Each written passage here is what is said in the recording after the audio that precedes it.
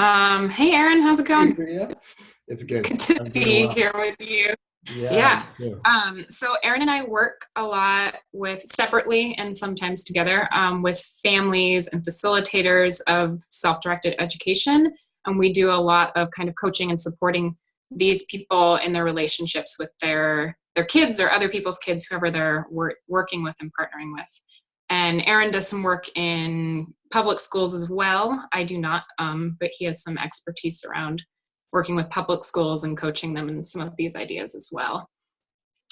And we have a workshop coming up in Hey. January and would love for you to join us. And we just want to kind of give you an idea of the types of things that come up in the workshop. Every single one is different because there's different people in them, but we also see some similar themes and underlying discussions coming up every time. People are struggling with all different kinds of scenarios, but often there's the same kind of underlying solution or tension in the relationship that we talk about repeatedly because we're all human and we're all working through our relationships. So, one of those things that comes up a lot is the idea of how do I get my young person or the young person I'm working with to do the things I want them to do. And there is so much unpacking of that sentence because, first of all, what are the things you want them to do and why? Whose need are you really addressing, theirs or yours? When do you have a right to address your own need or put your own need into the relationship? And when do you need to like step back and realize that as an adult, you're putting something on them that maybe has nothing to do with you and really is their choice? So there's a lot to unpack there. Maybe I'll let Aaron do a little bit because I've done a lot of talking about it. But do you want to Oh, jump that's in? great. Yeah, absolutely.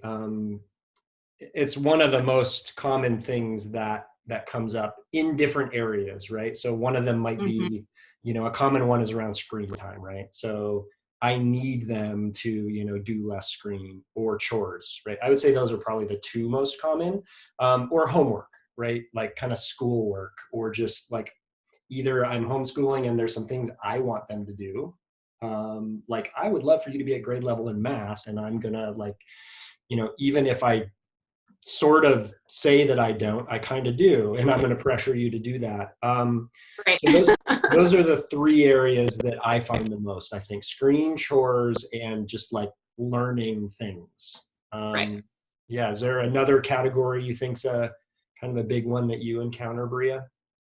No, that's those are the ones I was thinking. I see those categories as very different because chores and things around the house are kind of about or are about how do we live together as a community. And that actually is a need on both sides.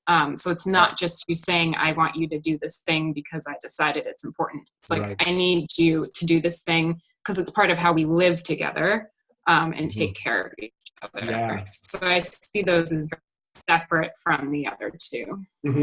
Yeah, there's some interesting kind of subtleties to each of those things, and the chores one is really directly applicable to just how do we live together in community, right?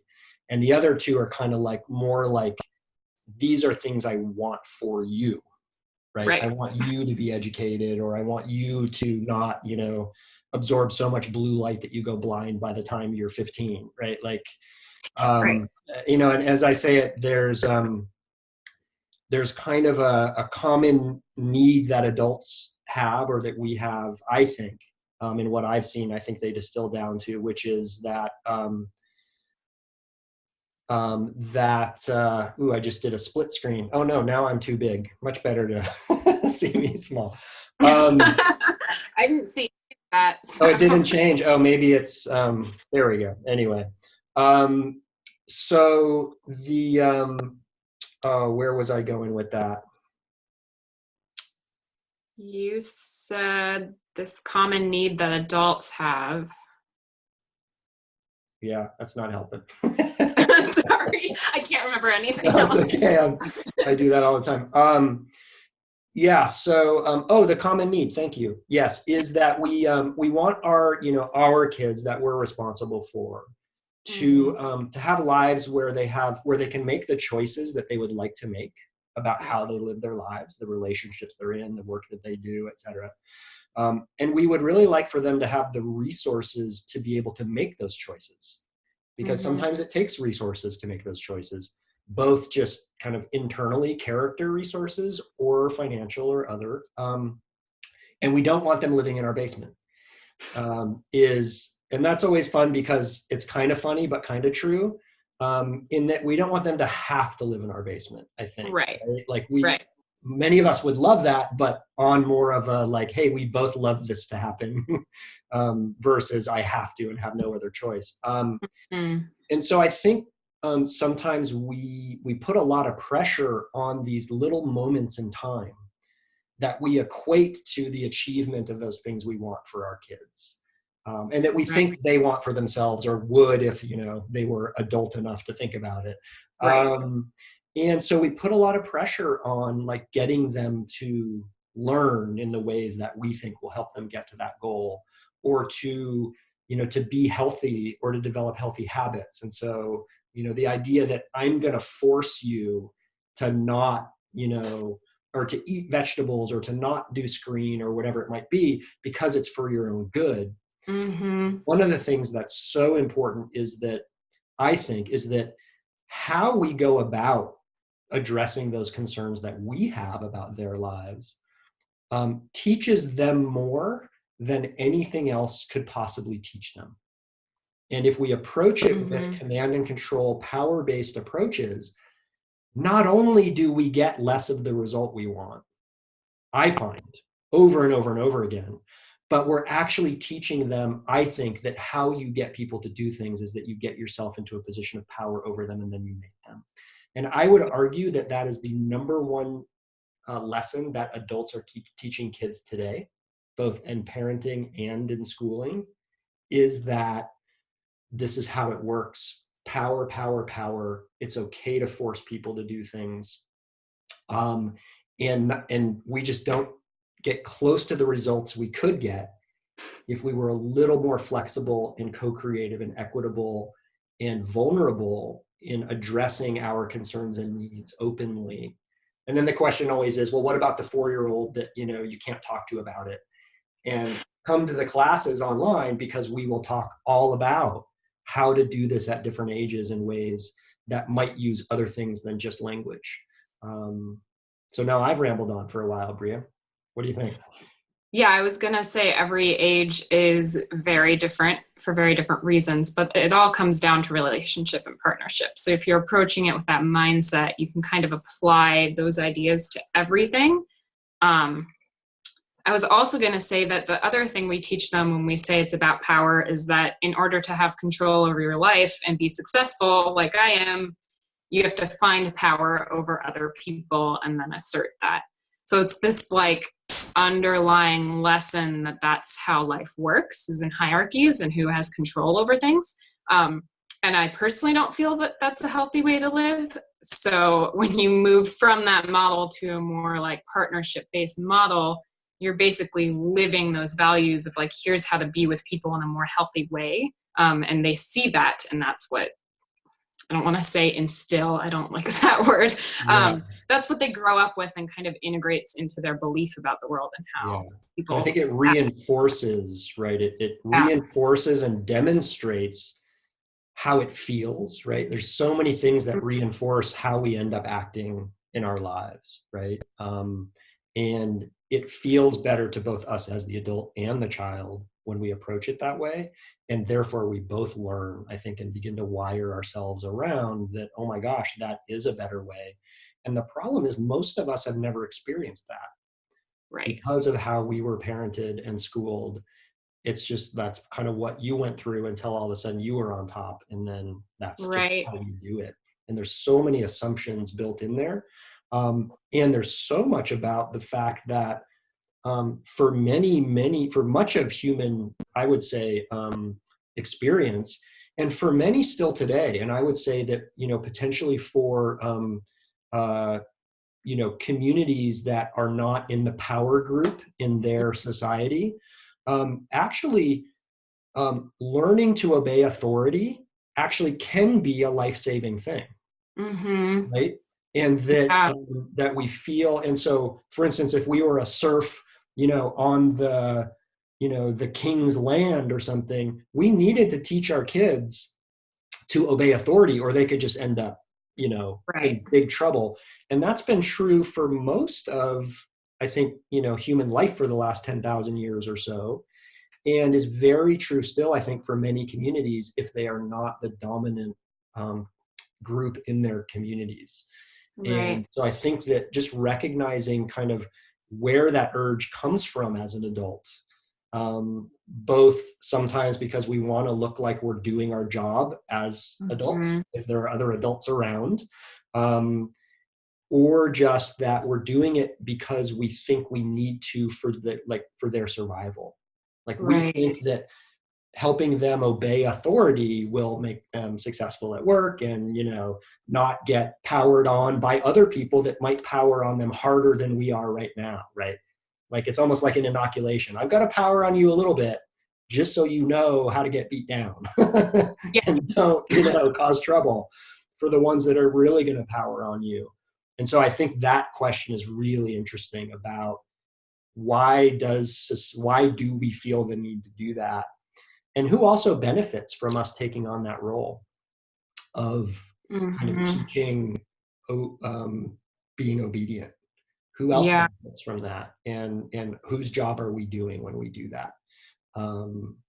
So many things to talk about in that field, but in the spirit of helping people understand just an idea of the kinds of things that we'll all talk about together in the online group classes, and the fact that people at this point would kind of bring up their own examples of maybe where they see that or where they experienced that, and how we can all work together to continue to grow in those areas.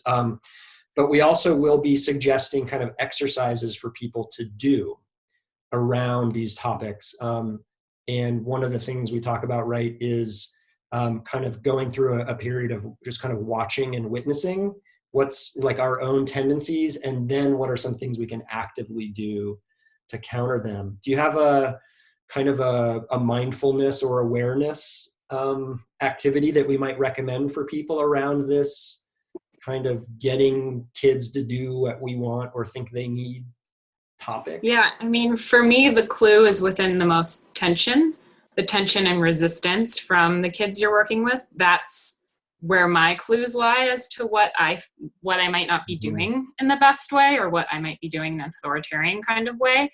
So if there's a lot of tension, a lot of fighting, a lot of resistance, um, and usually like I feel bad about it and I feel frustrated, and a lot of times as adults, that's our tendency to like dig in our heels and yell harder, and then, or, course harder, and then blame the kid for being so stubborn. But really, in those moments, what I see happening is that like there's something going on, the kid's need isn't being met, and then there's something going on where I'm trying to assert extra authority or power to make them do something I think they should be doing, and they really don't want to do it likely. And maybe I really think they should because that fifth brownie is going to make them very unhealthy or whatever it is. Food is also a big one that comes up sometimes. Yeah. Um, but that tension is kind of a sign, and that frustration with yourself and with the young person you're with is a sign to reevaluate, be like, what's going on here? And sometimes I take that as a chance to like have a conversation with that person, be like, I don't feel good about this. I don't like how I'm treating you. I'm sorry, I messed up. Whatever it is, what are some ideas for how this could go better? And name the things you're worried about openly, because there's no reason not to name those. You shouldn't hide those pieces of yourself or your ideas from your kids. Name them and ask for ideas and talk it through and come to something together. And it doesn't always work. It's not magic, but those moments of tension and those fights and that pushback is really, for me, the biggest sign that something isn't working and needs to change, or a Yeah. conversation needs to happen. I think that's a great exercise, is to, yeah, kind of look for those tension moments. It's almost like if you're that maxim of like, if you're using more effort than feels comfortable, you're probably doing it wrong, right? Mm-hmm. That's in martial arts. It's in like carpentry. It's in like everything, right? If you're putting too much pressure, you're probably not using the right technique. Yeah. And that's, I think, that's a really good sign for it. One of the things that that I recommend people do, and this was actually, I think, the thing I did that kind of sprouted my awakening, if you could call it that, in terms of the role that I had been playing in kind of that power hierarchy and all of that, was when I just decided one day, and it started with, I just wonder if my kids will eat if I don't make them. It was just kind of a really basic wondering. But then I thought, I really wonder what a day would be like if I didn't insert my agenda into it. So I picked a weekend day and just said, you know what, I'm going to wake up and I'm just going to just say, hey, like, what are you up to? What are you doing? Can I either join you or just leave them to it? And then just see what their rhythms are on their own. I just felt like, and I realized during that day that I did that, how many times it popped into my head that I wanted them to do something else.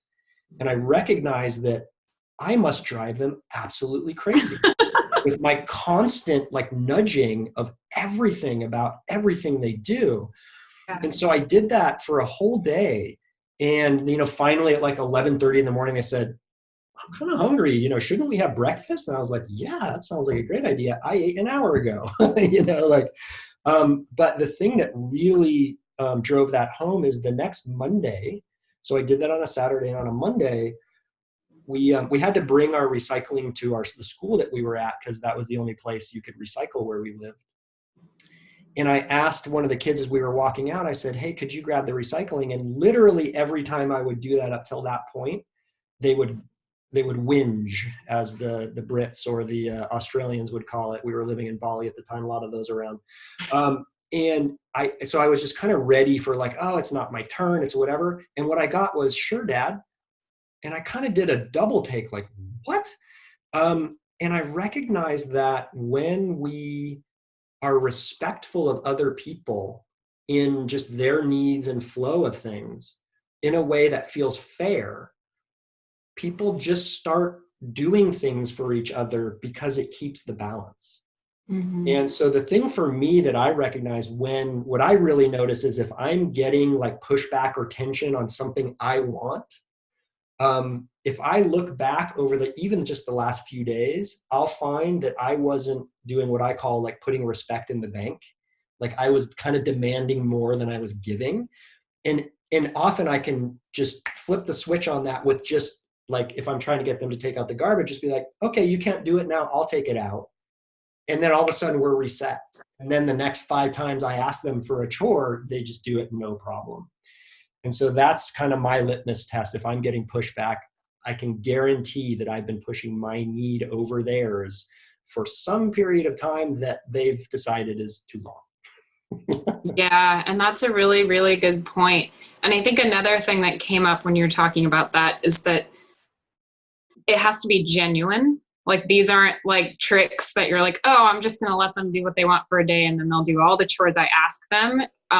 It's not like a tool to trick them into listening to you. It has to actually come from this genuine place of you like really caring about the relationship and really realizing how demanding you've been or any of those things. So it has to be genuine, because once it's not genuine, I think everyone can sense that. They know it's a trick. They know it's a tool. 100%. And kids better than anyone else, right? Humans in general, really well. Kids beyond, they are fairness and realness, just sensors, like raw. Oh yeah.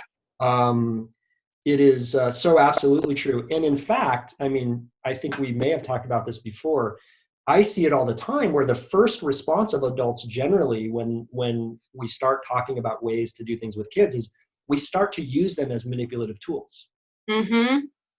And even when consciously we're talking about equity and et cetera, we start using them as manipulation. I know that I have done that, and I see that happen all the time in schools, even around restorative justice and other things, where it's kind of like, oh, this will be a great way to manipulate my kids into doing what I want.